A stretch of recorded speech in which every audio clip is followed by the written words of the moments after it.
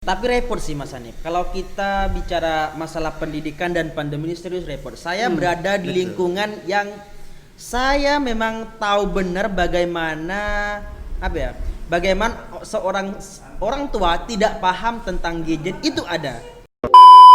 Di Swedia, itu di Swedia, mereka yang belajar di sekolah itu tingkat pengetahuannya itu lebih tinggi dibandingkan mereka yang hanya sekolah di rumah dan sebagainya.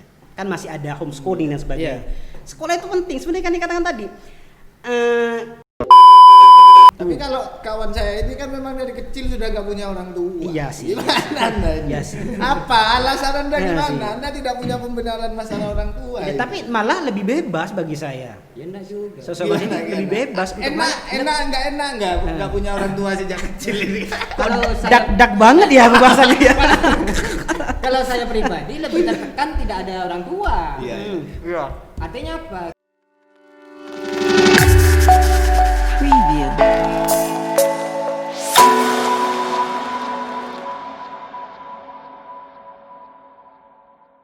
Assalamualaikum warahmatullahi wabarakatuh. Kembali lagi di podcast Santri. Masih bersama saya Ajis. Dan hari ini setelah sekian lama, kira-kira setelah sekitar 2 minggu kita tidak upload konten, kita tidak punya konten podcast. Hari ini saya hadir dengan beberapa orang. Saya tidak hanya sendirian. Di sebelah kiri saya ada Muhammad Siddiq dan di sana di seberang saya ada Oh, what's up man? What's your name? My name is Fauzan. Where you come from? Actually I'm from Pontianak City. Dan untuk yang di sebelah kiri saya, di depan kiri saya tentunya tidak asing. Iya. Iya, Karena benar, sudah sih. sudah pernah ngisi di episode kita ya. Iya, di episode. Dan Anda kan juga kru podcast Santri. Iya, harus dong. Oh, Karena iya. saya juga peduli dengan podcast Santri.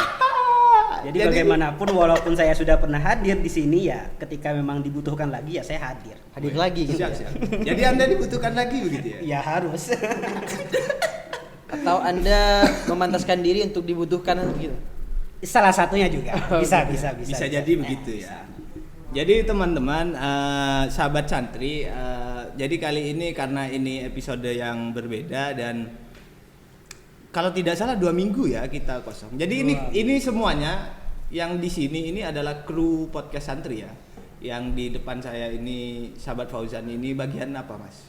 Saya lebih ke apa ya? Jadi saya sedikit bingung tentang status saya di dalam podcast santri. Akan tetapi saya tetap mengutamakan performa saya dan komitmen saya untuk memajukan podcast santri dari bidang apapun. Oke. Siap. Karena podcast santri ini sedikit membantu, bahkan banyak sih membantu menguak apa sih kelebihan santri itu.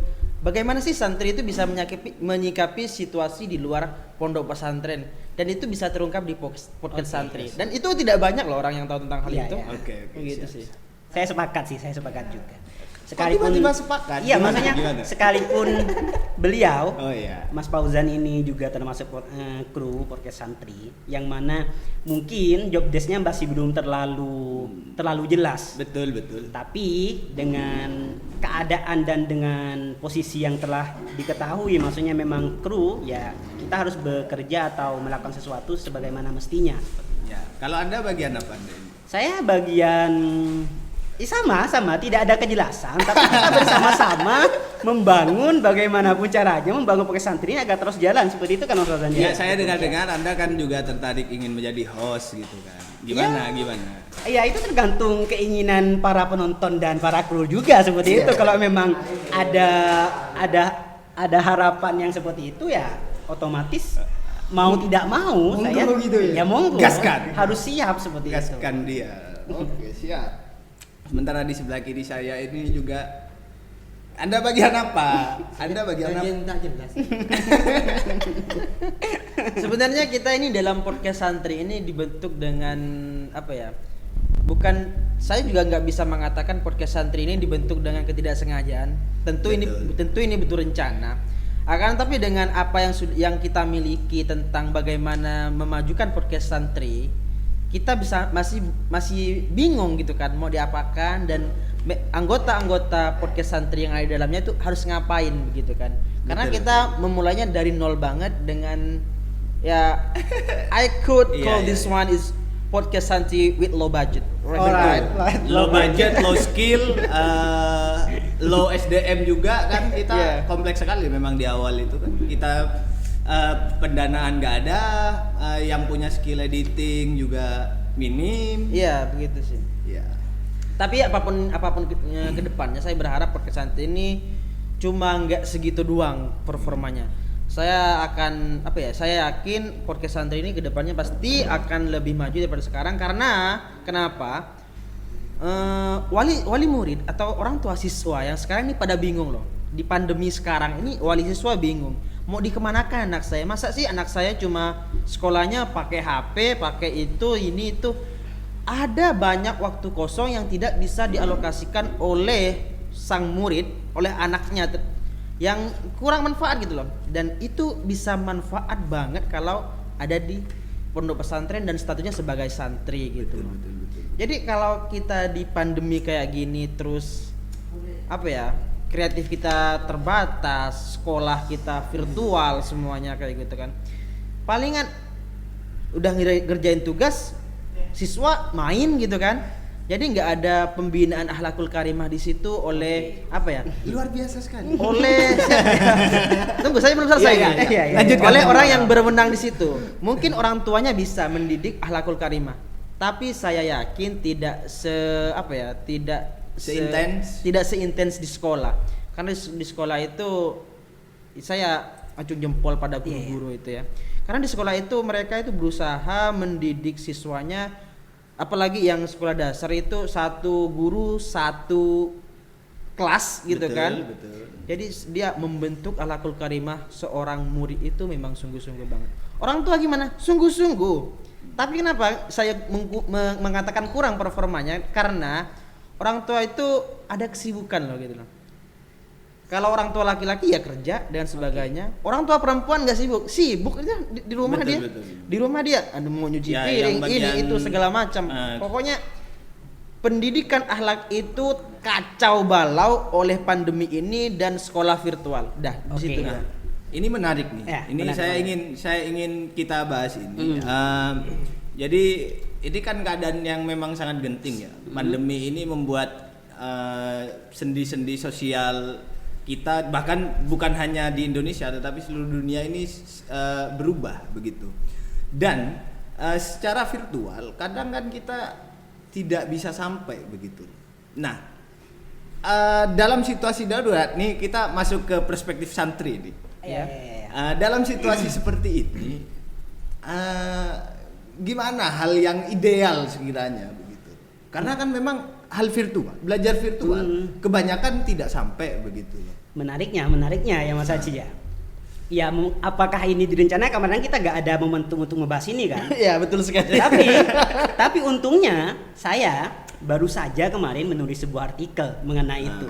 Jadi saya menulis sebuah artikel mengenai dampak COVID-19 serta kebijakan pembelajaran baru pada pendidikan di Indonesia. Masuk sekali yang disampaikan Bang Fauzan tadi. Jadi di sana saya menulis bahwasanya banyak sekali dampak yang terjadi. Apalah, bukan hanya COVID mungkin pendidikan masih di bawah stratanya kesehatan, ekonomi, baru pendidikan. Bagi saya seperti itu. Jadi pendidikan masih prioritasnya. Tapi dengan adanya metode pembelajaran baru yaitu pembelajaran jarak jauh atau bisa kita sebut daring, itu menyebabkan semua efek atau semua job desk bisa dikatakan guru, orang tua ataupun sekolah itu menjadi berubah. Yang sebelumnya metode dalam pengajaran guru yang sebelumnya tidak ada sedikit pun memasukkan dalam metode daring itu akhirnya memasukkan itu juga. Dan sebagai seorang guru banyak sekali ini persepsi saya, banyak sekali saya melihat guru ya ketika sudah Covid ini karena memang juga ekonomi terbatas, mereka juga enggan memikirkan bagaimana caranya untuk mendidik siswa sebagaimana mestinya. Maksudnya ketika di sekolah ya mereka punya metode dan desainnya masing-masing dalam pengajaran. Tapi ketika daring mereka juga baru, siswa baru, guru baru. Nah, seperti itu. Dan orang tua yang disampaikan Mauzan tadi sangat berpengaruh pada saat ini. Karena bagaimanapun tidak semua orang tua memiliki pekerjaan yang bagus. Betul. atau yang baik. Ada mereka yang memang tidak bisa untuk merawat anaknya atau membimbing anaknya dalam proses belajarnya di rumah karena mereka bertani atau dan sebagainya. Dan juga dampak psikologis. Itu yang udah saya sampaikan lagi. Dampak psikologis kenapa terjadi seperti itu? Karena orang tua yang sebelumnya tidak pernah bertemu anak pada pagi hari sepertinya karena memang fokus belajar dan mereka hanya fokus kerja. Orang tua yang memang mempunyai kerja di luar, ya mereka kerja di luar. Nggak ada waktu untuk mengurusi anaknya belajar dan itu penuh oleh guru bagaimana caranya mengatasi itu. Dan orang tua yang memang sama-sama kerja, orang tua perempuan dan orang tua laki-laki sama-sama bekerja, mereka akan memiliki dampak psikologis yang akan tertanam dan mungkin masih Kepada anak ya. kepada anak juga kepada orang tua, semua mempunyai dampaknya masing-masing. Orang tua dampaknya yang terjadi ketika orang tua berpikir, aduh bukan waktunya saya mengurusi anak saya ini. Jadi menyerahkan kepada bapaknya atau ibunya memang sibuk dan akhirnya ibunya angkat tangan juga. Menyerahkan Dan kembali. akhirnya ada problem itu dalam keluarga terjadi. Iya. Hal seperti itulah yang sekarang terjadi seperti itu. Oke, Anda seorang sarjana sastra. Sekarang giliran Anda kan juga sarjana pendidikan ya? Iya. Pendidikan bahasa Inggris ya. Bahasa Inggris dan dia sastra Inggris. Ah iya. Kita berada di bangku yang sama gitu kan. Iya, Anda berada di kiblat-kiblat ke barat-baratan begitu lah ya. Dan di sebelah kiri saya ini kan ada seorang sarjana pendidikan juga. Jadi gimana? Sahabat Siddiq ini melihat pendidikan kita ini gimana? Terlebih di masa pandemi ini apa yang harus dilakukan? Idealnya lah kira-kira gimana gitu loh. Nah, kalau saya pribadi, saya masih kurang update masalah corona dan sebagainya, apalagi pendidikan sekarang ini. Karena kalau saya pribadi lebih fokus dia cari nafkah sebenarnya. Anda kan belum punya tanggungan, belum punya istri, belum punya anak. Iya, meskipun belum punya istri, minimal kita juga makan. Ya, iya. kan gitu. Masuk seperti yang disampaikan stratanya ekonomi di tengah-tengah gitu loh. Di bawah kesehatan ekonomi sebelum pendidikan Kalau seperti saya, itu. apa ya? Kalau berbicara tentang pendidikan agak lebih berkurang karena saya lebih tidak fokus di pendidikan. Kayak Fauzan ini kan dia fokusnya di pendidikan karena dia juga mengajar. Kalau saya kan masih belum mengajar juga. Oke. Ya jadi kurang update juga. Oke. Jadi Tapi kalau kalau memang peran orang tua lebih penting untuk saat ini. Kalau saya pribadi kan. Jadi skill orang tua untuk bagaimana mengontrol anak itu yang dalam kondisi pandemi ini yang memang harus menjadi titik utama ya bagi pendidikan kita. Tapi repot sih Mas Hanif. Kalau kita bicara masalah pendidikan dan pandemi ini serius repot. Saya berada di lingkungan yang saya memang tahu benar bagaimana seorang orang tua tidak paham tentang gadget itu ada. Betul. Orang tua tidak paham tentang WhatsApp, tentang belajar virtual itu orang tua nggak ada yang nggak paham. Dan ya setahu saya sekarang ini seorang guru di sekolahan itu cuma tugasnya hari ini halaman sekian, bagian ini gitu kan. Terus di foto dikirim gitu kan. Di foto dikirim nanti setelah biasanya 1 minggu kemudian baru kita diantarkan oleh wali siswanya ke sekolahan yang bersangkutan begitu. Dan di situ saya sebagai tenaga pendidik saya merintih kesakitan di sini. Oke. You know, it's not Singapore. Alright. It's not Singapore, it is still Indonesia. Di Indonesia tuh keperataan itu ya, Kemerataan pendidikan. Infrastruktur teknologi dan informasinya masih ya kita tahu lah bukan kita nggak ada that. niatan untuk apa ya untuk mengangkat sesuatu yang jelek tapi kenyataannya memang seperti itu. Itu yang terjadi di lokasi. Mungkin kalau yang terhormat Bapak Menteri ya, Mas Menteri itu taunya Indonesia itu Indonesia yang hebat gitu kan. Indonesia yang merata internetnya gitu kan. You know that in Kalimantan Pontianak ini loh khususnya di Pontianak ada suatu daerah yang tidak tersentuh oleh internet dan mereka itu hari-harinya main gaplek, main grambol. You know that? Main box. Ya, main box gitu. dan hal itu juga Bang Saji itu menyebabkan mereka tidak ada sekolah daring dan sebagainya. Tidak ada sekalipun memang sudah dicetuskan dan memang sudah diamanatkan sudah ada undang-undang yang sebagainya untuk melakukan pembelajaran jarak jauh. Tapi mengenai pemerataan yang tadi, infrastruktur informasi dan teknologinya memang belum merata, dan bukan hanya di Pontianak. Saya juga mengutip dalam sebuah artikel saya yang saya tulis, ketika ada pihak tertentu melakukan riset, ternyata masih ada 10% dari beberapa kabupaten yaitu Jawa Timur dan saya lupa, itu mengatakan bahwa ada 10% dari 100% itu yang memang tidak melakukan pembelajaran daring itu, karena memang apa gitu, gak ada yang bisa dilakukan Gak gitu bisa. loh. Karena Gak ada. seperti yang saya bilang barusan, tidak semua orang tua siswa itu mengerti teknologi. Betul. Seriously. Jadi dia kalau Pak belajarnya virtual, nanti saya Apalagi kirim. nge-zoom. Nanti saya kirim tugasnya tiap hari gini. Ada pengarahan mungkin di sekolahannya. Iya, siswa dan wali siswa itu hadir di situ. Tapi mereka bengong, nggak ngerti itu apa gitu. Karena HP yang dia pegang itu masih HP, ya itu HP klasik zaman dulu gitu loh. Betul. They doesn't know about touch screen gitu kan. Jadi nggak ngerti lah gitu pokoknya. Udah pokoknya. Ya harapan besar saya sebagai tenaga pendidik begitu ya. Segeralah akhiri sistem belajar yang kayak Sistem gitu. belajar. Segera akhiri. Karena kenapa? Ya tidak maksimal yang pertama. Pendidikan akhlak memang tidak tersalurkan sama sekali. Serius. Ya, tapi ketika Anda mengatakan akhir itu ya Covid-nya gimana gitu loh maksudnya. Ya artinya kalau saya mengatakan akhiri itu bukan sistemnya yang tiba-tiba diakhiri. Kita harus pindah ke sistem kesehatannya juga. Sebuah metode yang baru tentunya. Metode baru dah itu. Kalau iya. tidak salah di Cina itu sudah masuk juga. Ya udah kalau sekolahan di sana. sudah masuk meskipun dengan protokol yang ketat, ada jaga jarak juga. Saya pernah baca juga itu. Dan baru-baru ini juga kan kebijakan yang diambil oleh pemerintah pendidikan Mas Menteri juga membuka sekolah lagi di zona-zona kuning kan, seperti itu. Jadi membuka, dan hal itu juga butuh waktu loh Mas Ajis. Iya. Kenapa tuh? Butuh waktu, dan tidak semua ketika besok kamu bisa sekolah lagi di kelas, itu pasti yang seperti katakan tadi, dampak psikologis masih ada. Mereka yang biasa di rumah, mereka yang biasa belajar di rumah, hingga hanya harus sekolah lagi, itu butuh waktu. Dan itu butuh peran psikolog, butuh peran psikiater juga harus menangani itu. Dan lucunya gimana sih lagi ini? Lucunya gimana? Ini kan pandemi kemarin nih kan. Pandemi, terus ada guru baru, ada siswa baru gini. Kamu bisa bayangkan gak sih siswa baru kelas 1 SD itu nggak punya teman di kelasnya? Bisa bayangkan gak sih? Jadi mereka murid baru gitu kan, masuk sekolah gitu kan, dan masuk pertama mungkin beberapa hari ada pengarahan gitu kan, terus abis itu belajar dari rumah. Dia nggak tahu mau berteman dengan siapa nanti pas sekolah ini normal gitu.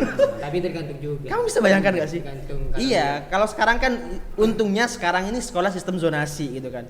Kalau udah kayak kemarin gitu kan, kayak sebelum-sebelumnya itu ada orang dari daerah A sekolah ke daerah Z gitu kan, misalnya.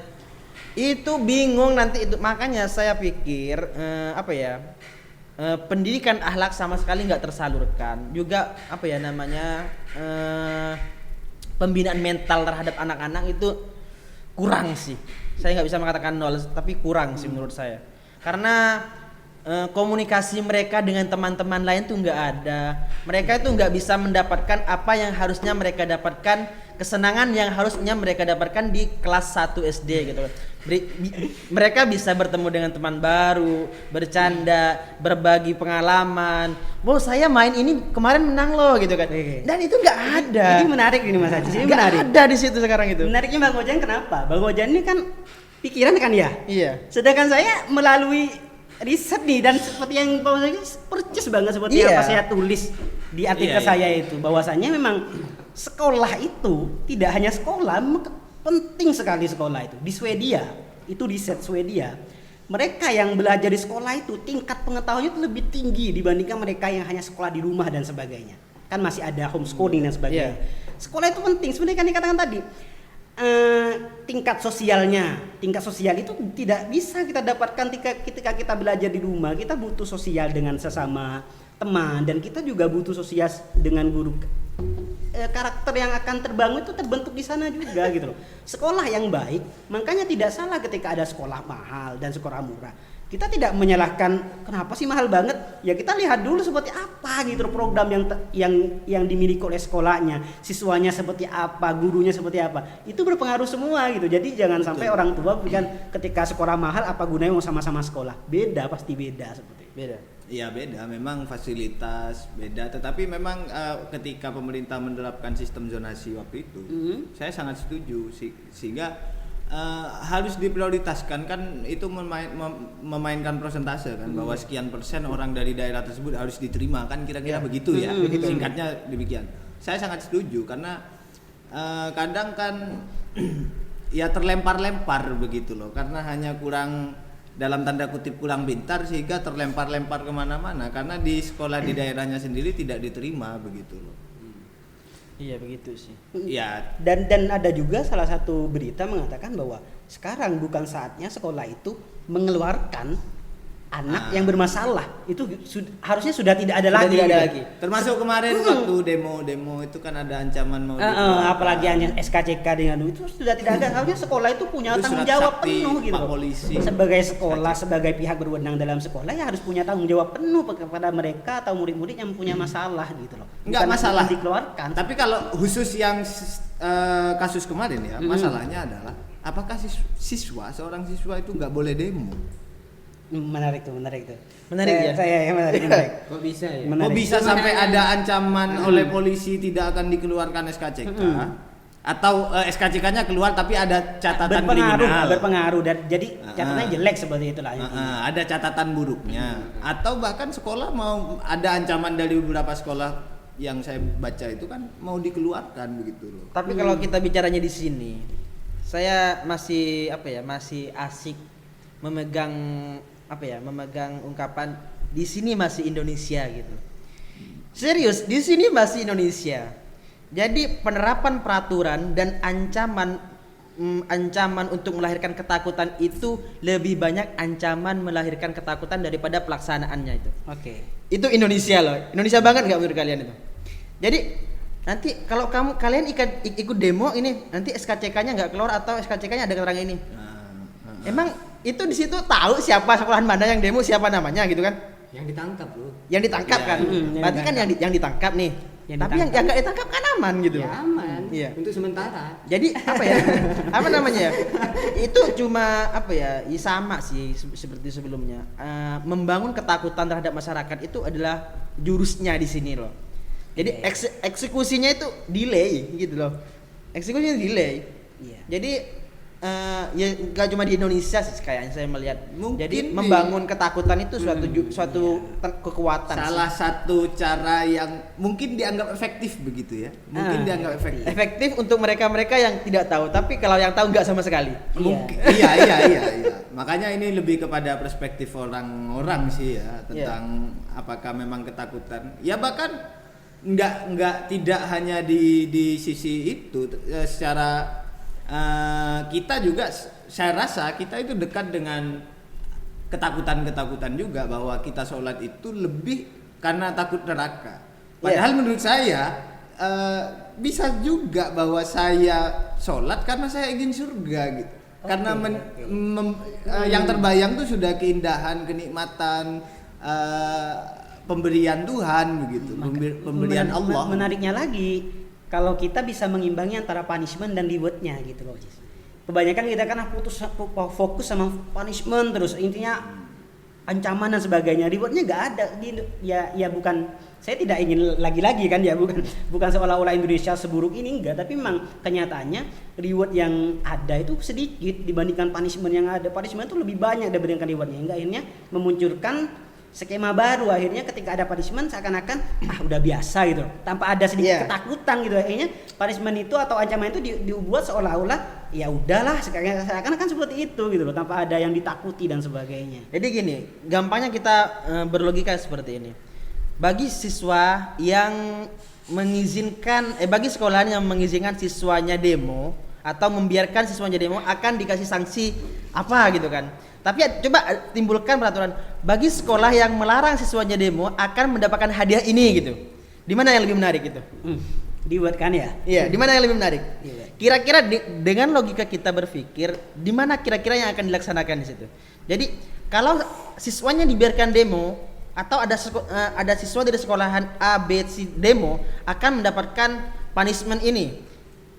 Coba timbulkan peraturan lain, gitu, kesepakatan lain gitu kan. Kalau siswanya tidak dibiarkan demo, tidak ada siswa yang demo dari sekolahan A, B, C di daerah sekitar yang ada demo, sekolahan tersebut akan mendapatkan reward ini gitu. Ya nggak bisa juga, Bang. Gitu. Terlalu banyak juga modal pemerintah. Ya. Bukan di sekolahan di sini. Enggak sekolahan di Ya, sini enggak. dapat semua gitu. Bukan masalahnya gini, masalahnya kalau semuanya pihak sekolah mengizinkan siswanya untuk ikut demo, otomatis kan sekolah ini juga takut juga sama pemerintah kan gitu. Bisa dicabut juga izinnya nanti. Bahaya juga. Kan Sebenarnya gitu. bukan diizinkan sih itu. Ancamannya lebih besar. Bukan diizinkan demo sih istilahnya. Tidak menghalangi istilahnya seperti itu, membiarkan begitu Membiarkan, saja. membiarkan. Betul, Padahal mungkin itu ketidaktahuan sekolah. Iya. seperti itu. Saya nggak yakin anak-anak sekolah yang demo itu izin dulu ke sekolahannya. Izin dulu ke sekolahan. Pak, saya mau demo, Pak. Di antara kita ada yang tahu nggak sih sebetulnya bahwa apakah siswa itu nggak boleh demo? Saya belum tahu. Ada yang tahu nggak? Apakah siswa itu boleh demo atau Setahu tidak? saya sih tidak ada peraturan yang jelas untuk itu. Setahu saya. Tapi kalau feeling saya itu demonstrasi itu hak menyatakan pendapat di depan umum itu kan adalah hak warga negara. Setiap Iya. warga negara begitu. Anak siswa pun adalah warga negara gitu. Iya. Karena Tapi kan kalau belum saya diakui dengan KTP, Bang. kalau saya sih lebih Punya kakak juga tapi kan kalau saya lebih gini sih Mandi. Apakah siswa itu boleh demo atau enggak? Kalau saya sih mikirnya nggak boleh sih. Nggak bolehnya kenapa? Karena siswa ini kalau misalnya itu apa ya hewan-hewan ada satwa yang dilindungi mas. Jadi termasuk komunitas atau lingkungan yang dilindungi siswa itu. Dan saya pikir kalau mengacu ke situ nggak boleh sih demo. Iya, saya juga sepakat sih saya Bang Dilindungi Ojek. seperti apa? Nah, Maksudnya bedanya kan sama mahasiswa juga belajar. Nah, Iya. siswa sekolah juga. ya saya ingin ya itu kan hanya di Indonesia saja istilah siswa dan mahasiswa. Di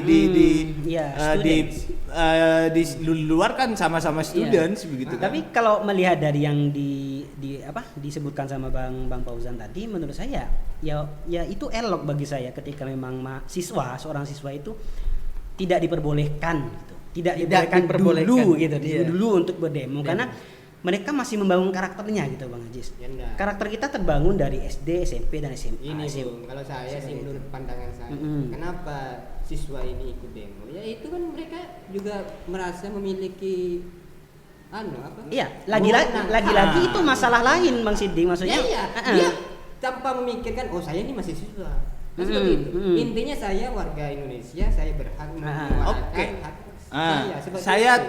saya ajukan pertanyaan lain. Bagaimana jika itu siswa yang sama ya, kemudian dia ikut demonstrasi, tapi dia nggak pakai seragam. Padahal itu adalah orang yang sama begitu. Berarti unknown, maksudnya nggak diketahui gitu maksudnya. Bisa jadi Iya, begitu. nggak diketahui. Artinya, apakah memang status siswa ini menghalangi seorang manusia atau warga negara untuk demonstrasi atau bagaimana begitu loh? Karena kan kalau dia tidak pakai seragam, saya pikir sah-sah saja begitu. Sah-sah. Kalau iya, Ya, kalau- saya nggak tahu juga jadi sih. Ya. kalau ini kita kan sama-sama nggak tahu Iya, validnya betul. apakah Aturannya. siswa itu boleh demo atau enggak gitu kan. Nah, jadi kalau mengacu ke persepsi yang Anda berikan barusan, saya pikir itu nggak ada masalah. Mereka demo tapi nggak pakai seragam gitu kan. Demo nggak pakai seragam.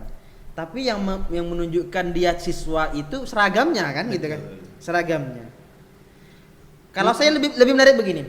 Kalau dia mengatasnamakan sekolah, misalnya STM kayak kemarin itu, nggak boleh. Nggak pakai seragam pun nggak boleh.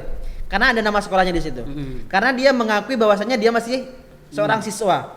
Tapi kalau misalnya kayak pendemo-pendemo yang nggak diketahui gitu Membaur kan, istilahnya membaur gitu. aslinya dengan tanpa menggunakan seragam gitu, ya itu kembali ke hati nurani sendiri sih. Soalnya gini loh Bang Ajis, pertanyaan yang Anda sebutkan tadi itu kan bukan mengacu kepada Siswa atau bukan ya? peraturan dan sebagainya ketika memang saya seorang siswa nih dan saya ikut demo karena saya tidak mau diketahui sebagai siswa, ya udah saya nggak pakai seragam.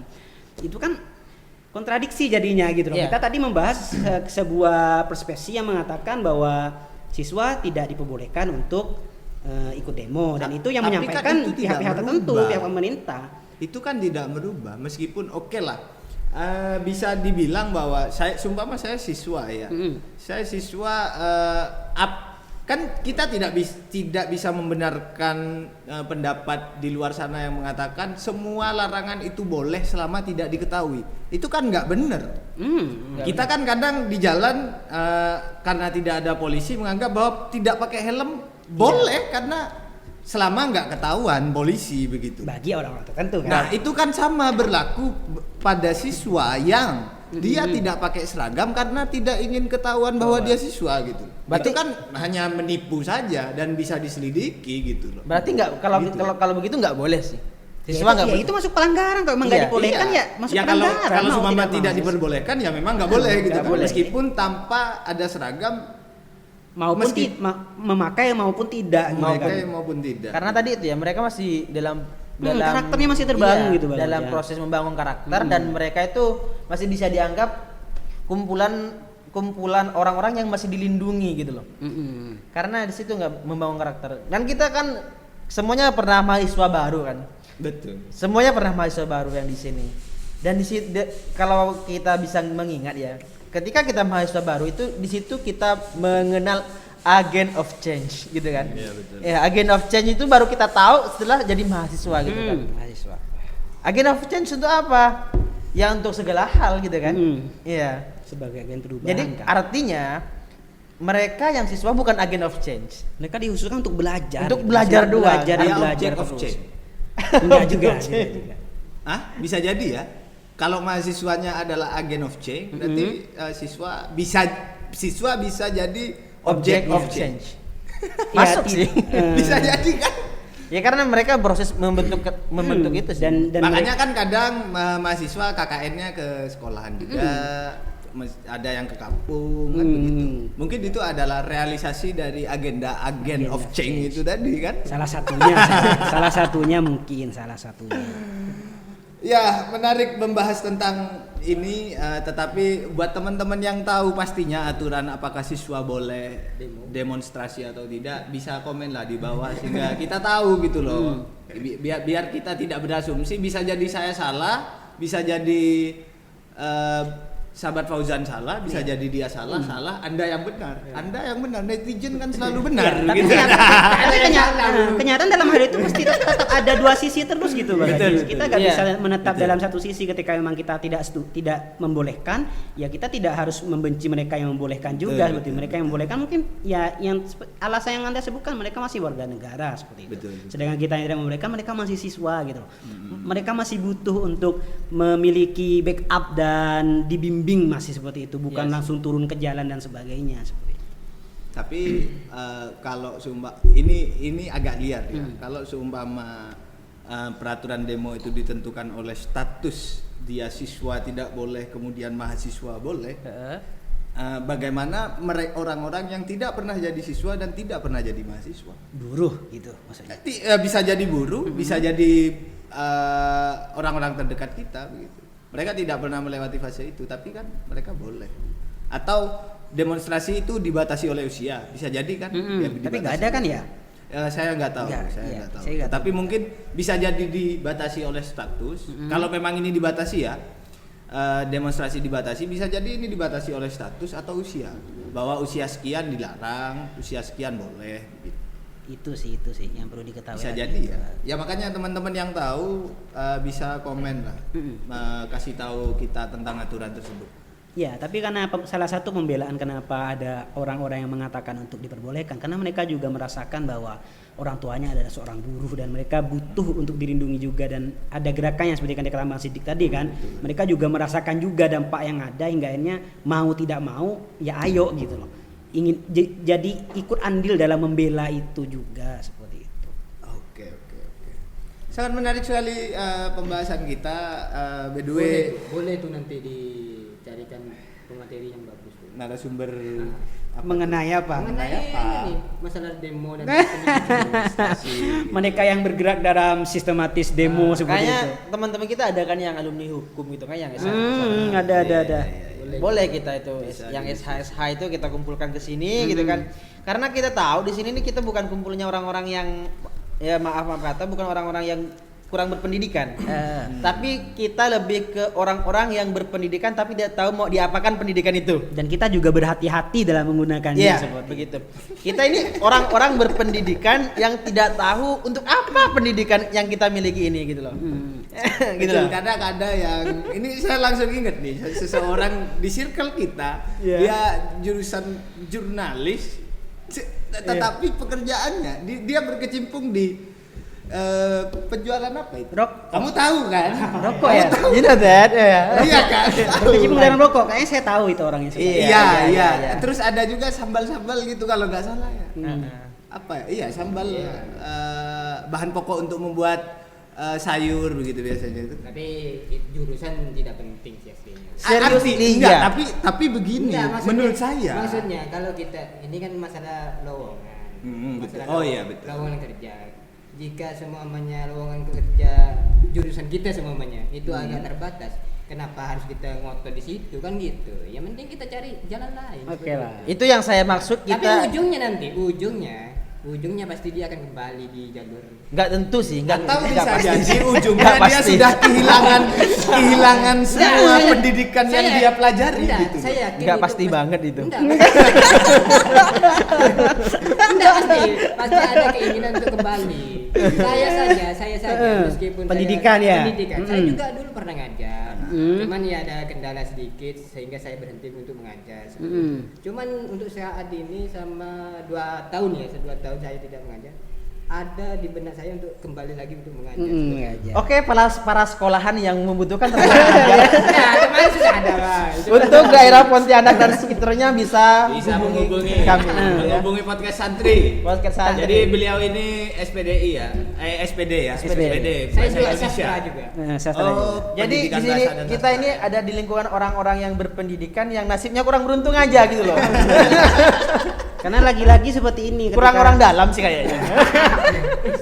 Kalau mungkin bisa jadi dikatakan jurusan tidak penting yang dikatakan, tapi bagi saya ya jurusan juga membentuk kita juga gitu loh. Iya. Kadang karena memang tidak semua mahasiswa khususnya memilih jurusan itu karena memang ingin gitu loh.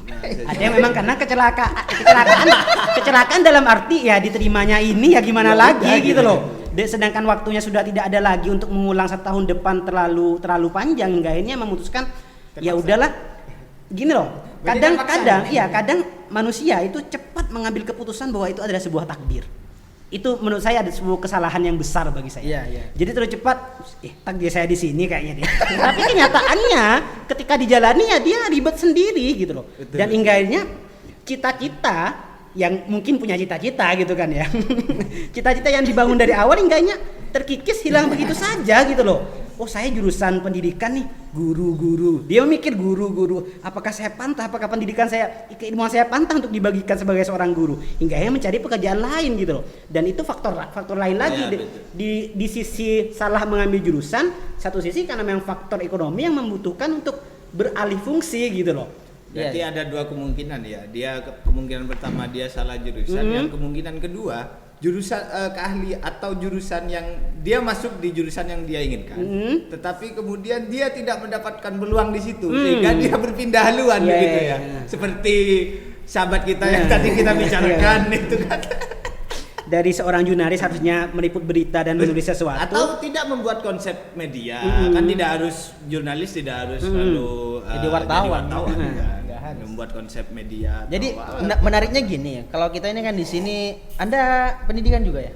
saya sastra. lebih ke Sastra. Jadi humaniora, lebih ke humaniora. Kita ini sastra semua. Sastra, cuma saya yang pendidikan doang Ya, ya. pendidikan murni ya. Yang pendidikan murni saya. Jadi gini, kalau saya melihat gitu kan pendidikan, saya tidak menyesal mengambil mengambil jurusan pendidikan bahasa Inggris. Menyesal tidak menyesal. Karena tidak menyesalnya karena saya tahu ini yang terbaik dari Tuhan gitu. Itu alasan satu-satunya. Sepertinya itu hanya pembenaran saja. Tunggu sebentar. Upaya untuk menguatkan hati. Satu-satunya alasan sepertinya itu. Dari menyesalnya banyak saya gitu lah. Jadi sebelum saya Nggak balance. nggak balance banget ya. Akhirnya ketemu lagi gitu loh. Tapi gini loh, balance itu nggak harus sama poinnya Oh, gitu. iya. Iya dong. Oke, iya. Iya, nggak sama. Jadi gini, dulu ini cerita Iya, kusir ya. Dulu sebelum saya kuliah bahasa Inggris, saya pernah mendaftar bahasa Inggris itu di kampus yang kampus nomor 1 di Pontianak, bisa kita katakan Kalbar, seperti itu. Ya di Kalbar. Dan semua tahu karena memang Dan- tidak ada saingan. Karena memang tidak ada Orang satu-satunya. Kalbar pasti tahu. Satu-satunya Iya. yang terbaik ya itu karena nggak ada saingan gitu aja. Saya pernah itu ya, pernah masuk sana karena ada masukan dari telinga kanan dan telinga kiri. Kamu enak Fauzan bisa bahasa Inggris gitu. Meskipun saya nggak bisa waktu itu. Ada ketentuan jurusan yang mau kamu ambil ketika kamu kuliah gitu. Jadi begitu. Habis itu saya, pokoknya kamu harus kuliah bahasa Inggris kata satunya. Bahasa Inggris itu banyak itunya, lowongan kerjanya gitu. Bullshit gitu. Serius nih. Ya udah, saya masuk di universitas ternama di Kalbar waktu itu. Sebut saja UT ya. Ya. UT. Sebut saja Untan gitu kan. Dengan inisial Untan gitu ya. Iya, inisialnya Untan. Dan di situ saya mengambil bahasa Inggris dan sosiologi. Karena lulus saya di salah satunya, sosiologinya lulus, tapi nggak di bahasa Inggrisnya. Dan saya nggak ambil itu sosiologi loh. Sosiologi. Sosiologi nggak ambil, saya lulus di kampus nomor 1 di Kalbar dengan jurusan yang tidak saya inginkan dan saya lulus, saya nggak ambil. Dan saya pindah haluan ke kampus yang bisa dikatakan Tidak. kastanya lebih rendah daripada inisial Untan tadi. Tapi tidak mengurangi tingkat kepengetahuan mahasiswanya pastinya. Tidak, kan? tidak. Hanya kampus saja. Hanya kepopulerannya saja. Level kampusnya Hanya saja, popularitas gitu. saja. Nah, habis itu saya pindah ke sana dengan jurusan bahasa Inggris dan saya pure satu jurusan yang saya pilih bahasa Inggris toh. Nggak lulus ini saya nggak kuliah. Ya udah. Berarti saya memang skill saya bahasa Inggris kurang gitu kan. Saya sadar di situ. Bahasa Inggris saya kurang gitu. Habis itu saya lulus di situ bahasa Inggris dan saya udah menampung semua berita kanan kiri bahasa Inggris ini itu. Dan saya kuliah dengan semangatnya dan akhirnya bisa lulus. Setelah lulus pengangguran yang bersertifikat. Oke. Itu dulu orang-orang yang bilang bahasa Inggris banyak lowongan itu pada kemana? Coba ditagih. Saking banyaknya saya nggak tahu siapa itu. Kalau Anda, saya yakin Bang Fauzan masih mendingan gitu. Iya. Jurusan sastra itu lebih dari itu lagi. Jurusan Iya. sastra itu kalau sastra kamu bisa jadi apa saja. Iya. Iming-imingnya lebih dari itu. Gila, Kalau ya. bahasa Inggris pendidikan ya guru masih menjadi salah satu pilihan. Iya. Kalau sastra itu saking ketidakjelasannya hingga akhirnya hiburannya adalah Anda bisa jadi apa saja gitu. Dengan sastra Inggris Anda bisa masuk kemana saja. Karena gitu. memang nggak ada poin yang penting. Iya, gak ada poin yang penting dan saking banyaknya hingga banyak itu hingga hanya bingung mau memilih apa gitu. Setelah lulus mau jadi apa ya gitu. Apakah hanya sebatas buat puisi-puisi saja atau bagaimana? Enggak apa-apa kok. Nggak masalah Puisi, berpuisi. dipublish, siapa tahu Iya, bisa saja. Ya, bisa beruang. Sastra kan gitu mainnya. Tetap. Ketika gagal di pendidikannya. Tetapi ini sebuah lemparan asumsi ya, bahwa memang kita ini terjebak di situasi, menurut saya ya, kita terjebak di situasi di mana memang kita masuk kampus itu terbayang bahwa saya nanti kuliah jurusan ini mau kerja apa. Iya. Mindset kita ke situ ya. Iya. Sehingga Bukan cuma kita mindset tidak kita fokus terhadap pembelajaran atau mencari ilmunya, proses mencari ilmunya, tetapi lebih kepada nanti saya kerja jadi apa? Iya, kerja apa? Dan mindset itu terbangun dari lingkungan gitu loh Bang Tapi kalau Ojan. saya Iya, beda. iya. Kadang Gimana? gini loh Bang Sidun. Kadang saya tuh ingin menyalahkan diri sendiri, kenapa sih saya punya mindset seperti itu dalam kenyataan yang ada. Tapi memang ya dari awal kamu kuliah biar nanti kerjanya enak gitu terus gitu loh, gak ada lain. Dan saya yakin, saya gak tahu ya, dia bukan memastikan tapi kan memang kebanyakan seperti itu, entah dari orang tua, dari kerabat dekat, pasti kuliah nanti kamu biar kerjanya enak gitu. Tapi kenyataannya iya agak enak-enak aja gitu. Malah lebih parah. Ya, dan nggak semua harus enak-enak juga gitu loh. Dan satu hal lagi ya. Pas kita kuliah itu kan, dan kita setelah lulus itu ya tidak seperti yang kita bayangkan sebelumnya, dan ada orang yang nggak kuliah. Itu misalnya ada di circle kita ada yang nggak kuliah tapi kualitasnya lebih dari kita, itu beban moralnya gila banget. Iya. Gila banget. Tapi kalau itu. saya pribadi konsep kuliah saya itu lebih sederhana ini. Kalau saya waktu itu kuliah, intinya saya tahu bangku kuliah seperti apa. Itu doang. Iya. Pertamanya. Betul. Iya. Tapi kenapa sesederhana itu gitu? Ya. Apa yang melatar Iya. belakangi kesederhanaan? Apa? Alasan Anda? Ya, pertama faktor ekonomi ya. Kalau saya lebih ke faktor ekonomi waktu itu, karena waktu itu kan saya masih ekonomi bisa dikatakan sangat ya rendah gitulah. Artinya mau kuliah kemungkinan besar itu tak mampu. Oke. Poinnya waktu itu saya dikasih jangka waktu, ya oke lah kamu kuliah dengan jangka waktu 4 tahun. Ya silakan kamu kuliah. Intinya saya waktu itu fokus kuliah 4 tahun. Jurusan apa atau kedepannya apa, ya intinya saya tahu kuliah itu seperti apa gitu. Tapi kenyataannya dalam entah mulai dari dulu memang kebanyakan orang tua kita itu seakan-akan mempunyai ini loh. Kita itu mempunyai hutang besar pada orang tua gitu loh. Dan harusnya itu bisa ditinggalkan oleh kita. Maksudnya ketika orang tua menguliahkan anaknya, ya gimana caranya anaknya itu ya bisa menjadi sesuatu gitu. Padahal kenyataannya nggak harus seperti itu. Orang tua ya bagaimanapun memang kewajibannya memberikan pendidikan yang layak bagi anaknya seperti itu. Tanpa harus menuntut apapun itu. Seandainya menuntut bahwasanya kamu nak dikuliahkan biar kamu gini nanti loh, harus gini loh. Ya, itu harusnya kan, mulai ditinggalkan. Kita hidup dalam ruang lingkup masyarakat yang tidak seterbuka itu. Sementara saya lihat bahwa orang tua di metropolitan, di Jakarta, di Surabaya kota itu sudah banyak yang berpikirnya demikian. Pikir modern lah istilahnya. Nah, ya bisa jadi itu modern, bisa jadi itu ya perkembangan baru begitu ya. Intinya baru begitu ya.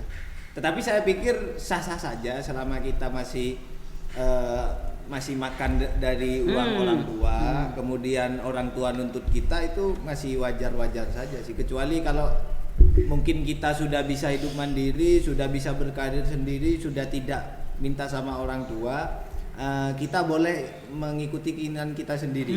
Tetapi dengan catatan ya tadi, karena orang tua kita yang sudah membiayai kita dari dalam perut kan, ya kita nggak boleh. Ya, dan bagi seorang anak pun tidak semudah itu memikirkan itu juga, Jis, gitu loh. Maksudnya ketika memang berpikir aduh apa sih kok dituntut, ya mereka juga harus sadar juga, pasti ada kesadaran sendiri lah. Aduh saya ini kan semua orang tua selama ini setidaknya ada sesuatu yang bisa saya berikan apapun itu. Tapi kalau kawan saya ini kan memang dari kecil sudah nggak punya orang tua. Iya sih. Gimana Anda ini? Iya sih. Apa alasan Anda Iya gimana? sih. Anda tidak punya pembenaran masalah orang tua. Ya, ini. tapi malah lebih bebas bagi saya. Ya enggak juga. Sosok ini lebih bebas. Enggak punya orang tua sejak kecil ini. Kalau saya Dak banget ya bahasanya ya. kalau saya pribadi lebih tertekan tidak ada orang tua. Iya. Artinya apa? Kita harus usaha lebih maksimal dibandingkan yang punya orang tua. Kalau saya pribadi ya, kalau umpamanya orang tua saya masih ada, saya masih tenang-tenang saja. Masih satu. Tak khawatir untuk kedepannya seperti apa. Iya seperti itu. Masih ada tanggung jawab orang tua yang bisa orang tua lakukan kepada anaknya. Meskipun tidak punya ya kan seperti itu. Berarti, tapi setidaknya dia masih punya ada orang tua gitu. Tapi ini baik bagi kamu dong. Artinya maaf tanpa mengurangi rasa hormat. Ini hal terbaik bagi kamu nggak punya orang tua gitu loh. Karena seandainya kamu punya orang tua, mungkin kamu tidak akan memikul. Iya, ini Pembahasannya terlalu gelap. Jok banget, dak banget. Ya enggak. Tadi kan beliau bilang kalau semisalnya pemirsa akan dengarkan. Kalau semisalnya saya punya orang tua katanya, saya akan santai-santai saja tanpa mengkhawatirkan kedepannya mau jadi apa gitu. Karena ada orang tua di sana gitu kan. Berarti dan you have to know that dia sekarang sudah mempunyai apa yang tidak dipunyai orang-orang yang memiliki orang tua gitu. Berarti masuk. baik dong dia nggak punya orang tua gitu. Iya. Makanya dalam Tuhan banyak- sudah tahu Iya. dia mau ngomong kayak gitu hari ini gitu. Berarti baik dong dia nggak punya orang tua gitu kan. Makanya kamu orang tuanya Siddiq, saya panggil kamu sekarang. Nanti anak kamu ini bakal gini Ya, gini. juga. Oh iya. Enggak juga. Iya tapi saya Cuma ini- paling enggak kita itu berpikiran, kalau saya pribadi ketika saya tidak memiliki orang tua, beban saya kan lebih berat. Iya. Ah, betul. Otomatis, tapi lebih enaknya saya lebih bebas juga gitu Pak. Tidak ada tekanan. Menentukan pilihan itu lebih tidak ada lebih tekanan enak ya. ini itu dan sebagainya. Iya sih. Enaknya masuk. di situ. Masuk. Anda kan juga nggak punya orang tua. Punya dong. Oh punya. Punya. Tetapi secara fungsi Kenapa saya ya? Udah kemana-mana pembahasannya ini. Ya, nggak usah. Ini kayaknya harus di stop dari sana. Nanti juga sampai ke orang tua saya juga nanti. Tapi yang paling enak, Iya. yang paling enak ini kayak gini loh. Yang paling enak kan dia nggak punya orang tua. Ya mungkin kita memandangnya enak bagi kita yang Iya. nggak enak bagi kita yang punya orang tua. Saya punya orang tua. Mungkin ada nasib tidak berkata baik tentang mereka iya. berdua gitu kan. Dan pasti dia akan berkata orang tua dia lebih baik pada orang tua saya gitu kan. Iya. Betul. Jadi perbandingannya sulit gitu loh. Mas. Dalam perbandingan ini kok sulit ini kok kayaknya. pembahasannya kemana-mana ya. Kayaknya kita Ini nggak kok bisa menyinggung semua orang jadi. Gak bisa membanding itu, mereka yang tidak punya orang tua, mereka yang punya orang tua tapi broken home, mereka punya orang tua yang berkecukupan, itu pasti masalahnya berbeda. Dan kita tidak bisa menyamakan masalahnya, kita tidak bisa Enaknya beda. enaknya juga beda dan Nggak enaknya beda. dan itu loh kadang intinya sisi positif dan negatif. iya makanya itu, dan itu pasti berbeda Dan gitu loh. rugi untungnya pasti ada. Untung Gitu, ruginya intinya pasti gitu. ada. Sulitnya di situ. Intinya harus semuanya Harus disyukuri. semuanya harus bersyukur gitu. Iya. Mungkin Anda kalau secara fungsi tadi dapat, Anda tidak jadi seperti sekarang. Kok balik lagi ya? Bisa jadi. Makanya itu yang terbaik. Iya. Saya sangat ya. It's fine really. Jadi saya kalau Anda mengungkapkan seperti itu, saya jadi ingat ungkapan orang sekitar saya dulu gitu kan. Jadi anggapan orang-orang yang tahu saya dari kecil itu dengan seperti apanya saya dari kecil itu menganggap kamu lebih beruntung nggak ada orang tua gitu loh. Oke. Jadi kamu lebih beruntung orang tuanya ya nggak sama-sama gitu. Karena ya nggak tahu mereka itu ngomongnya kenapa, nggak tahu karena saya waktu itu masih kecil. Tentunya mereka yang ngomong itu punya alasan tersendiri gitu loh. Tentunya.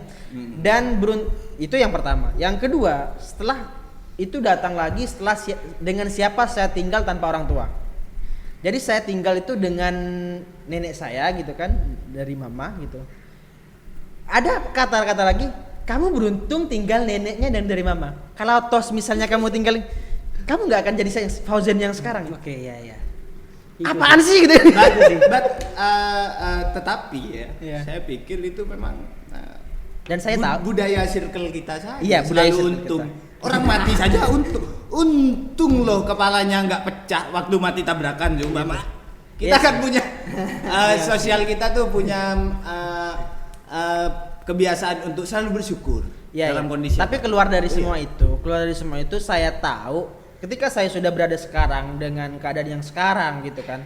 Saya tahu bahwasanya mereka itu mengatakan itu semua dengan alasan yang mereka tahu dan saya tidak tahu gitu loh. Dan sampai sekarang mereka tahu, Anda nggak tahu. Dan kan sampai gitu. sekarang saya nggak bisa mencari alasannya itu apa, seriously. Iya. Karena saya pikir orang tua saya si A si B, orang nenek saya si A si B itu baik semua. sama saya. betul. Dan buktinya itu bisa menguatkan sosok Fauzan sekarang Betul, gitu. Iya loh. sih. Tanpa Ya, mengurangi disyukuri itu aja, semua. Bu. Dan Dan orang-orang melakukan kesalahan itu Dan kan saya wajar. dan saya pikir sampai sekarang saya berpikir kayaknya apa yang mereka katakan kemarin itu salah sih gitu. Apa yang mereka katakan waktu saya kecil itu kayaknya salah sih. Ada salahnya. Ada salahnya. ada salahnya. Enggak semuanya benar. Nggak semuanya. Kok jadi saya jadi pembahasan? Soalnya kalau Iya. kalau kita membahas itu, kita kembali membahas social structure istilahnya gitu. Jadi struktur sosial yang terbangun itu. Karena gini, saya pernah membahas itu dalam suatu perkuliahan juga. Jadi saya bertanya seperti ini. Anda sangat ilmiah sekali. Iya, saya berusaha seperti Oh, itu. iya. Biar tidak semuanya selalu opini-opini saja, karena seperti Ya ini. tidak hanya asumsi saja gitu. ketika kita membahas social structure dalam komunikasi, kita tuh tidak bisa menghindari itu. Gitu. Sedangkan selama ini saya tuh selalu menghindar tuh Bang Ojo. Maksudnya kenapa sih harus ada social structure, strata sosial tuh harus ada gitu. Maksudnya struktur sosial yang terbangun tuh harus ada. Apakah itu selalu negatif atau positif? Dan ternyata salah satu dosen saya menjawab, ya kita memang tidak bisa terlepas dari itu semua. Dan tidak bisa menghapus jangankan menghapus, memang kita itu udah melekat bagi masing-masing kelompok, masing-masing itu mempunyai juga gitu loh struktur sosialnya masing-masing, dan itu yang membedakan kita semua gitu loh. Seperti halnya struktur sosial ketika pada sosok perempuan seperti itu yang membedakan tentang laki-laki dan sebagainya, itu kan muncul dari lingkungan dan sebagainya, dan kita tidak bisa, kan pastinya ada mereka yang anak-anak yang memang acuh tak acuh, maksudnya gak peduli tentang itu, tapi dia walaupun seandainya memang dia tidak peduli, saya gak peduli omongan tetangga, saya tidak peduli omongan itu gak bisa gitu loh, gak bisa menghindar itu, dan kamu pasti akan ada di situ terus gitu loh. Ya tapi nggak tahu baiknya apa ketika memang kita apatis dengan hal itu, saya tidak tahu juga. Tapi kenyataannya saya pribadi pun walaupun saya sangat tidak menyenak, tidak senang adanya sosial itu, dan kenyataannya memang ya kita nggak bisa kabur dari itu. Betul. Dan kita harus bahkan ketika kita melihat anggaplah Cina itu negara paling komunis ya hari ini ya. Tetap bagi saya tetap ada strata sosialnya juga. Bagaimanapun orang biasa, masyarakat Cina ketemu Xi Jinping juga pasti akan menghormati seorang presidennya kan.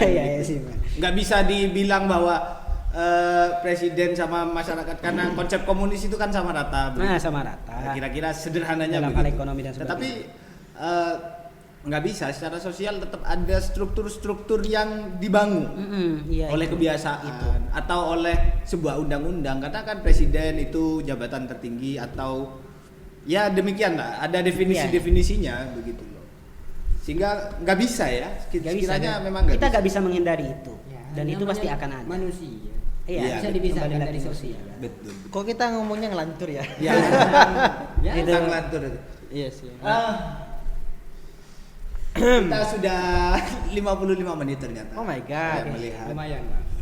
Terakhir nih saya ingin ini, karena ini kan kebetulan kru semua begitu kan. Jadi sekiranya podcast kita ini mau dibawa kemana?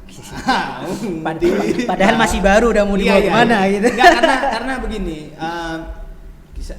Saya pikir perlu upgrade atau bukan equipmentnya ya, tetapi konsepnya. Saya tadi juga sempat kepikiran bagaimana kalau kita ganti, untuk yang di YouTube kita ganti nama channel, kontennya banyak, ada podcast, kalau nanti ada kosong terus pengen buat apa ya bisa di ya, maksudnya kita tidak fokus sama podcast terus seperti itu. Betul. Akhirnya channel kita kan podcast santri. Iya makanya itu. Kita ganti podcast santri ini hanya sub saja begitu. Oke, iya. Kalau memang demikian, sehingga bagus juga sih seperti itu. Tapi dengan podcast santri ini juga ya seperti yang saya bilang tadi di awal, ada yang banyak orang tidak tahu seperti apa sih kehidupan santri gitu kan.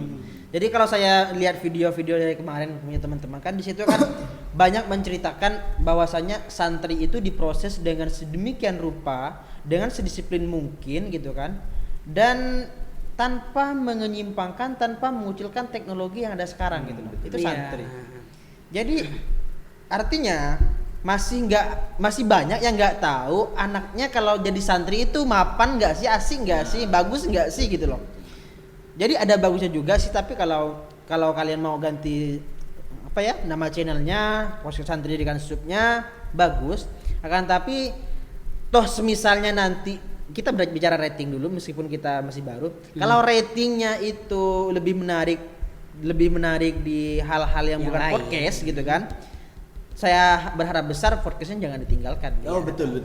Ya, podcastnya kan karena ini sebetulnya equipment yang kita punya ini kan bisa dibilang ini basic equipment untuk podcast gitu loh. Ya sih. Kalau untuk bikin videografi ini apa? Fungsinya apa? Ini nggak ada ini. Iya. Ini mic-nya juga nggak ada. Ya ada sih kalau mic nanti bisa diangkat-angkat gitu kan. Kalau mic-nya. Bisa semuanya. Tetapi yang jelas inilah nanti bagaimana konsepnya. Apakah memang podcastnya kita jadikan sub Karena oh ya teman-teman, ini kita juga perlu bukan klarifikasi ya kayak orang punya masalah aja. Bukan, tetapi kita juga ingin memberi informasi bahwa podcast santri ini sebetulnya bukan komunitas para santri, tapi komunitas alumni pondok pesantren begitu. Saya tidak tahu apakah kami ini layak mempresentasikan sebagai sosok seorang santri. Apakah kami ada representasi santri yang tepat dan sebagainya? Ya, saya nggak tahu begitu. Yang penting kan kita tahu bahwasannya santri itu mempunyai rem-rem tertentu untuk melakukan sesuatu gitu. Betul. Kita tahu dasarnya. Artinya untungnya jadi santri, kita tahu bahwasannya semua sesuatu di dunia ini ada hukumnya loh. Betul. Dalam Islam itu semua item yang ada di sini, semua tindakan itu ada umumnya. Kamu bisa bayangkan gak sih? Sampai kita pakai baju aja itu ada itunya. Ada attitude-nya. Ada attitude-nya. Sampai kita pakai sandal itu ada attitude-nya gitu.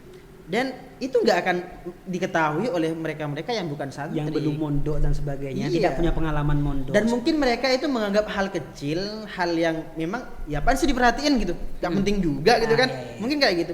Tapi you have to know that itu ada historinya gitu. Dan itu ada Kalau kebaikan di situ. Kalau konsepnya untuk podcastnya ya, Iya. kalau konsepnya sendiri kira-kira lebih menarik kita duduk 4 orang kayak gini atau kita ngundang narasumber, bisa jadi hostnya nanti 2 kalau memang kurang. Ya mengalir, bagi saya mengalir sih ketika memang Kalau kayak gini kan keberadaannya. ini bisa dibilang kayak box to box itu kan, box It's to box okay. podcast itu Iya, kan point of view dan ada sebagainya. kadang bintang tamu, ada narasumbernya, tetapi yang hostnya itu biasanya memang rame-rame bahas apa yang sedang sedang iya. up to date. Saya lebih setuju sama Bung Suurnya. Mengalir aja. Tergantung ketika keadaan. memang. Kalau memang membutuhkan 4 narasumber nggak masalah. Iya. Karena gini loh, keinginan saya terbesar itu gimana caranya kita aktif untuk aktor. Karena bagaimanapun walaupun kita masih kecil, saya yakin masih banyak orang di sana yang menunggu gitu loh kehadiran video kita, video baru pasti ada, saya yakin. Iya sih.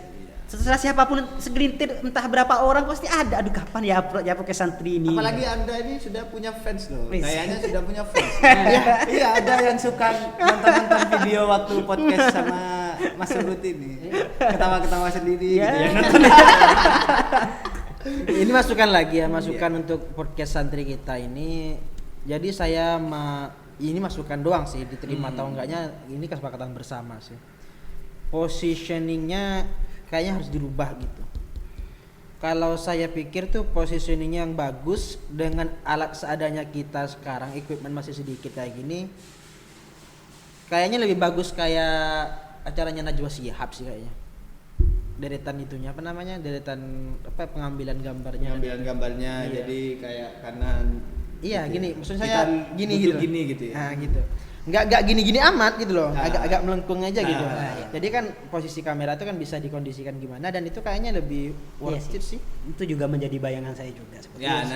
nanti Bisa lah teknisnya seperti itu. Iya. Oke lah. Jadi saya tadi telat datangnya nih ya.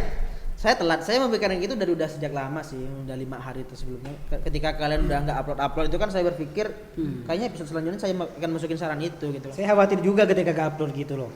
Dan Khawatir. saya tadi datangnya telat karena ada kesibukan, maklum lah ya. Maklum lah. Kerja Belum keras. lah, punya Seorang bapak anak muda, istri bapak gitu kan. muda ya. Iya. Jadi saya telat ke sini jadi setelah saya sampai ke sini ke lokasi kita dan semua sudah tertata rapi, ya saya nggak punya hak sama sekali untuk mengatakan Iya. apapun tentang ini gitu Ikut kan. aja lah. Gitu aja gitu. Siapa saya gitu. Itu kan. mungkin hanya Iya, dari iya, situ. iya. Oke. Jadi itu patut dipertimbangkan aja sih. Ya, ada yang ingin disampaikan terakhir? Kalau saya lebih ke anu ya, di job description-nya teman-teman nih diperjelas ya. Bagi kru krunya. Iya, Bagi kru. artinya biar apa? Biar yang menyeting dari baik teknis baik apanya itu ada gitu, Bang. Oke, Biar ah. tidak Anda sendiri, Bu. Seperti itu. Iya. Begitu. Ya, Saya kan perlu juga diketahui soalnya selama ini yang bertugas apapun itu ya Mas Ajisnya. Dari Saya take lihat video, kasihan juga, edit Bu. video, setting lokasi beliau. Kita hanya sekedar membantu dan sebagainya. Bantu doa sih. Kan saya make up sendiri. Make up juga. sendiri, ada make upnya juga. Itu udah make up kamu. Iya. Tapi kalah ya, Bung. Bisa ya. Ya, kita harus menganggapnya Itu biar ada betul, effortnya betul, ada betul. gitu loh ya. Iya, udah Biar kayak menghargai agak lah. keren aja Iya, gitu. Iya, loh, saya tahu kamu bermake up kok. Iya, iya. Dah, iya. agak belang ya. Ya, Kayak itu. Mas Uud gimana? Ada yang ingin disampaikan nih? Ya itulah, saya inginkan ya kita itu lebih itu, maksudnya lebih produktif Konsisten lagi gitu ya, konsisten dan produktif lagi dalam hal upload dan sebagainya. Karena yang sekarang tadi itu banyak penonton yang mungkin sekarang kita apa sih kayaknya nggak berhasil deh podcast kita, tapi pasti ada gitu loh, pasti ada yang nunggu upload video Ya, kita. itu kan Nunggu. bagi orang yang udah ada fan-nya katanya. Ya Iya. enggak bagi semuanya dong, tidak khusus seperti itu dong. Oke. Ya, Oke, Silakan Mas Fauzan. Terakhir dari saya ya, dari semua yang sudah kita bicarakan tadi dari awal sampai akhir, saya cuma mau ngasih tahu sama pemirsa yang ada di rumah yang menikmati podcast santri ini, dimanapun berada. dimanapun berada, sampaikan kepada setiap orang bahwasannya santri itu sudah nggak kolot lagi. Dan santri nggak pernah kolot sih sebenarnya. Santri itu tidak sekolot Persepsi banyak orang yang ya, ada. seperti yang apa kamu bayangkan orang kebanyakan lah gitu. Santri itu nggak sekolot itu. Santri itu bisa melakukan segala hal. Santri itu tahu solusi hidup itu bagaimana. Tidak hanya tahu ilmu agama saja. Tidak cuma ilmu agama. Jadi jangan urungkan niat kalian untuk menjadi santri. Jadi kalau ada di benak kalian sekecil apapun benih ingin menjadi santri, Lanjutkan. lakukan. Apalagi saya loh Mas. Hmm. Saya itu kuliah di kampus yang punya status mahasantri. Bayangkan. Jadi Iya. Ada juga. jadi kita kuliah itu ya nyantri juga gitu Iya, loh. betul. Di mana kalian kuliah sih? Iya Di enggak UI. saja. UIN Malang gitu. Oh, di Win Malang. Di UI kata teman-teman juga. UI. UIN. Iya. UIN. UI. Win Malang. Iya. Oh, gitu ya. Ya, jadi demikian. Iya, Kita tutup ya. Ya, Kita nggak tahu dari tadi pembahasannya lompat-lompat. Ya. Seingat saya itu dari COVID, dampak pendidikan, dampak COVID terhadap pendidikan, kemudian kita lompat ke sosial, Ya, sosial. structure dan Uh, sebagainya. pokoknya lompat-lompat lah, tetapi semoga apa yang kita bahas ini Bisa tidak harus bermanfaat, nggak harus, yang penting ditonton aja sih ya. dan mungkin bisa apa ya, bisa dijadikan sebagai bahan hiburan juga. Oke, biar cukup jadi hiburan kita udah entertain. senang ya. Yang penting itu. Ya, semoga istri saya nonton. Suruh tonton, suruh subscribe. Iya ya. Ya, mari kita tutup podcast santri episode kali ini. Saya Muhammad Hanif Azizi. Saya Muhammad Sidik. Kenapa harus mengenalkan Jangan lagi disabotase. gitu loh? Ya udah silakan Anda dulu. Kayaknya banyak yang kenal saya kayaknya sudah. Saya Papa Muda. Iya. Kamu? Dan saya santri biasa saja. Wallahul muwaffiq ila aqwamit thoriq. Wassalamualaikum Wassalamualaikum warahmatullahi wabarakatuh.